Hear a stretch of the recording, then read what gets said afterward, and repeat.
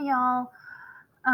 So this is a continuation of the review that we started this morning in class. Remember, you have one part of a test tomorrow and another part of your test on Thursday. So today and tomorrow night homework will be review. Both are very helpful for your test. So quickly reviewing because you've had all of this information before, and in case you didn't catch it the first time, you're capable of going back and looking at it. You don't need me to spoon feed it to you.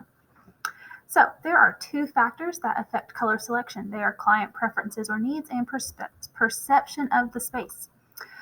There are three factors that relate to the client's color preferences or needs: psychological associations, cultural factors, and trends and styles. And question number 1 for tonight is this one, which is an example of the culture factor in color selection. A, in Ava's home country, blue is the color of death, so she does not want it anywhere in her home. B, Sarah's departed grandma's favorite color was red, so when she sees it, it makes her sad. Therefore, she does not want it in her home. C, Julian associates the color white with a childhood trauma, so he does not want white anywhere in his home so that he is not reminded of the trauma. Please choose this on your question form for tonight. More facts. The 4 factors that affect the perception of the space for color selection include available light, room size, adjoining colors, texture of the colored surface. If you don't know what these means, you probably want to go back and find the video that talks about these before you answer the questions. Question number 2 asks you, what does the factor available light mean? From the list we just talked about. A, the lights that are available to purchase at Lowe's when you are picking your colors are important.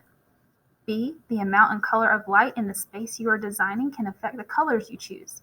C, you should never turn the lights on in a space when choosing a color for it. Please put this answer on your form for tonight. Question number 3, what does the factor room size mean? Does it mean A, typically you should choose lighter colors for smaller rooms rather than dark colors? Or B, typically you can choose darker colors for larger rooms because they will not seem so small? Or is it C, both A and B? Question number 4, what does the factor adjoining colors mean? You should consider the colors that you can see from the room you are designing when picking the colors for your room. B, colors adjoin to each other on the color wheel, therefore telling us which colors to choose. C, colors that are across from each other on the color wheel are adjoining colors and can never be used together. Question number 5, to go on your form for tonight, what does the factor texture of colored surface mean? Is it A, colored surfaces come in different textures like rough and smooth? B, the texture of a colored surface affects what color you choose because the texture can make the color look lighter or darker? C, the color of the surface makes the texture of the surface look different, like blue surfaces look smooth. That is all of the questions for tonight. I recommend rewatching any videos that you struggled with or that you may have missed. You should know which ones those are. There's one every single night since we started class.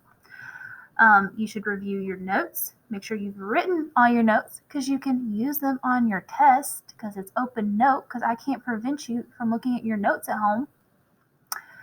And rewriting the information, which is always very helpful, especially definitions, and trying to apply the concepts to real life because there will be some situational questions on your tests. Part of the test will be tomorrow and part of the test will be on Thursday. Email me if you have any questions.